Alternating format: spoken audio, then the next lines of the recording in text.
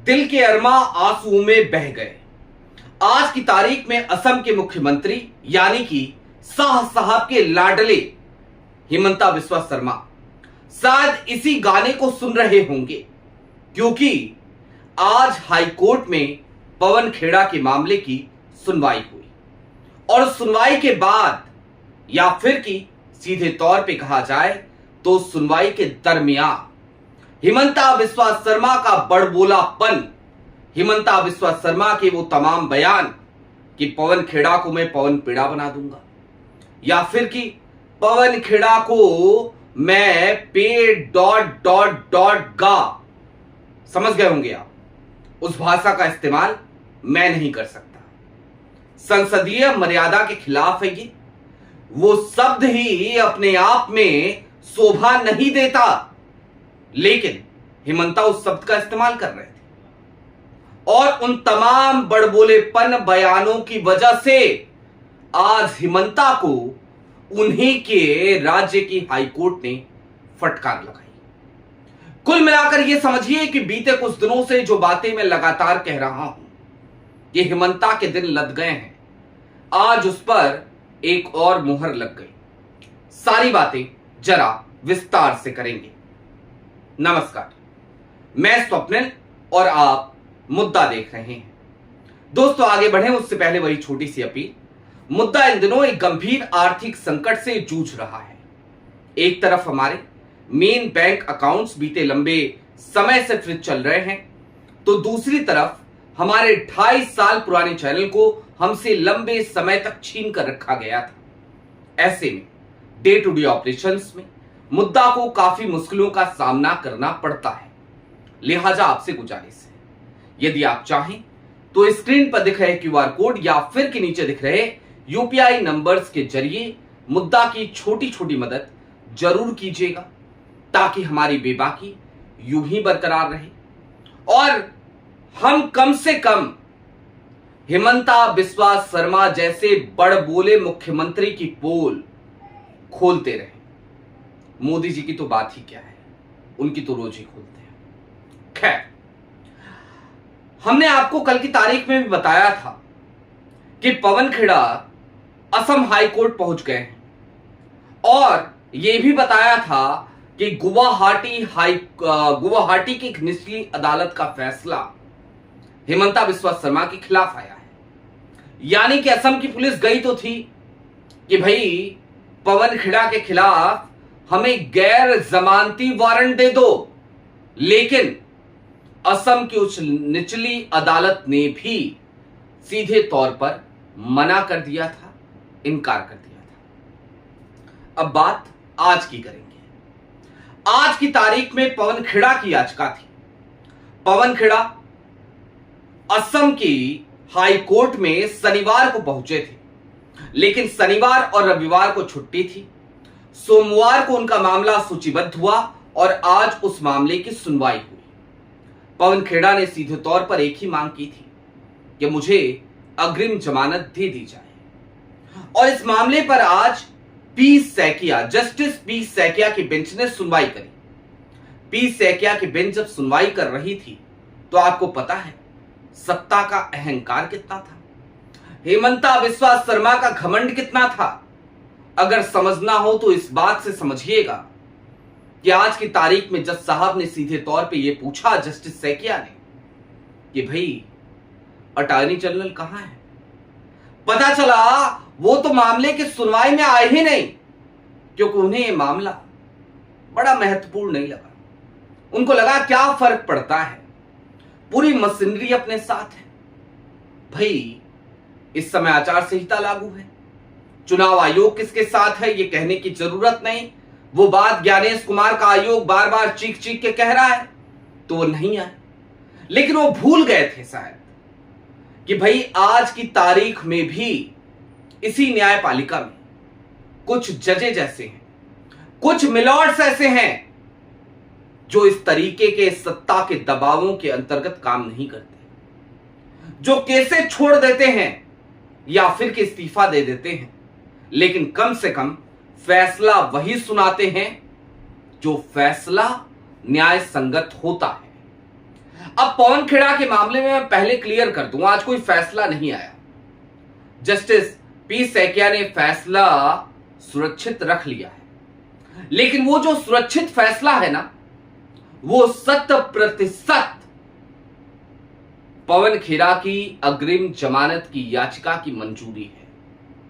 अब ये बात मैं इतने दावे के साथ कैसे कह रहा हूं, वो इस वीडियो के अंत तक आपको समझ में आ जाएगा, लेकिन थोड़ी देर और बने रहिएगा, 2-3 मिनट, ताकि आपको कुछ चीजें और समझ में आ जाए।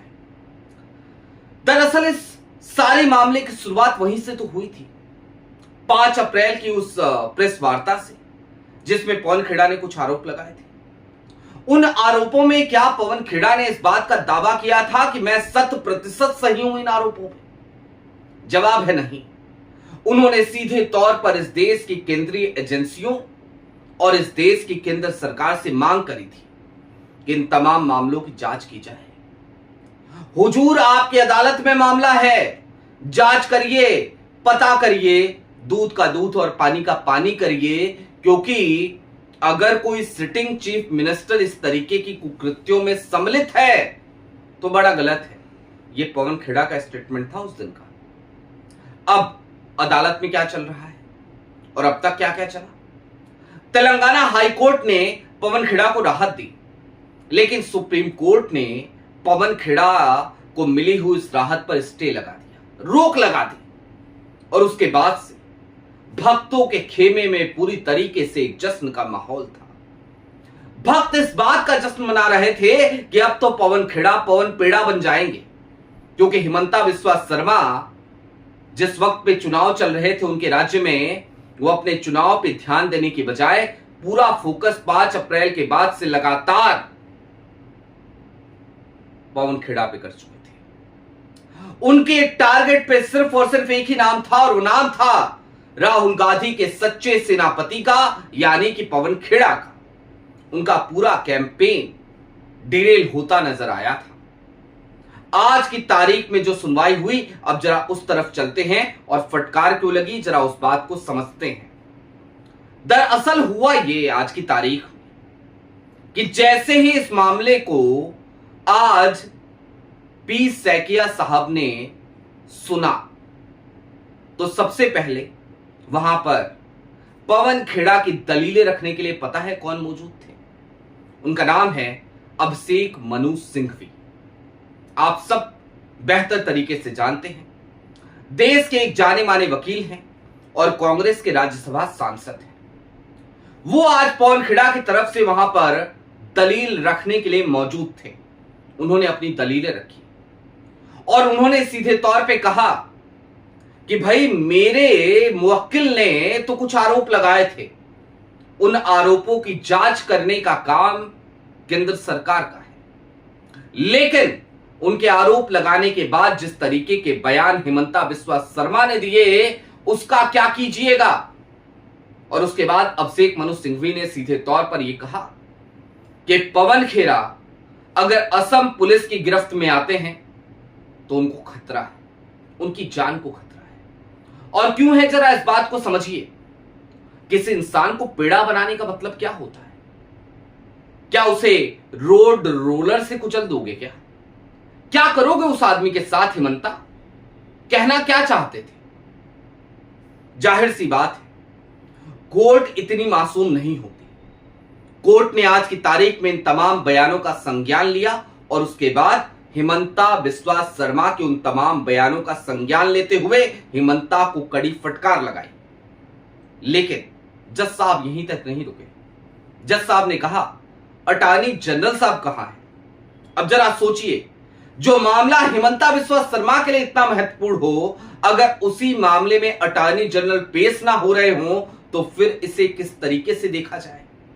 आज की तारीख में हुआ यही। अटॉर्नी जनरल साहब वहां पेश नहीं हुए थे। इस बात पर भी जस्टिस पी सैकिया खासे नाराज हुए और उन्होंने सीधे तौर पर इसके लिए हिमंता बिस्वा शर्मा की सरकार को फटकार लगाई। हालांकि असम में अभी भी आचार संहिता लागू है, लेकिन अटॉर्नी जनरल किस मामले में पेश होंगे, किस मामले में पेश नहीं होंगे, ये कार्यक्षेत्र अभी भी हिमंता के पास है। कार्यकारी मुख्यमंत्री वही हैं। बात इतर है कि पुलिस ज्ञानेश कुमार की है, लेकिन अटॉर्नी जनरल तो अभी भी आपके हैं। पेश कर देते। अब चलते चलते कुछ और बातों को समझिए। आज की तारीख का दौर दरअसल वो दौर है जहां पर जुडिशरी पर यानी कि न्यायपालिका पर मौजूदा सत्ताधारी दल हर तरीके से कब्जा जमाना चाहता है। बहुत ज्यादा दिनों की बात नहीं है, कुछ केसेस से यह बात आपको समझ में आ जाएगी। वो केस अरविंद केजरीवाल का हो, या फिर कि भाजपा के विधायक संजय पाठक का, या फिर कि खुद ब खुद देश के नेता प्रतिपक्ष राहुल गांधी का मामला, दोहरी नागरिकता का मामला। एस विघ्नेश सिसर भारतीय जनता पार्टी का एक आम कार्यकर्ता जिसकी कोई हैसियत नहीं, लेकिन उसके बावजूद उसे सीआरपीएफ का कवर मिला हुआ है, और जो आज की तारीख में खुलेआम कह रहा है कि मुझे तो जेड कैटेगरी की सुरक्षा व्यवस्था मिलनी चाहिए। वो एस विघ्नेश सिसर एक जज साहब को धमकी देता है खुलेआम ट्विटर हैंडल पर, और उसके बाद जज साहब यानी कि इलाहाबाद हाई कोर्ट की लखनऊ बेंच के जज सुभाष विद्यार्थी वो उस केस से खुद को अलग कर लेते हैं, वो रिक्यूजल ले लेते हैं। इसी तरीके का एक मामला आया था 2025 में। भारतीय जनता पार्टी का एक विधायक संजय पाठक वो खुले तौर पर उसी जज को फोन करता है जिन जज साहब की अदालत में उसका मामला चल रहा था, खनन का और हजारों करोड़ों के गबन का। उसके बाद मध्य प्रदेश हाई कोर्ट के जस्टिस विशाल मिश्रा वो उस केस से खुद को अलग कर लेते हैं। अब ये दो केसेस आपने सुने ना, तो तीसरा केस भी सुनिए।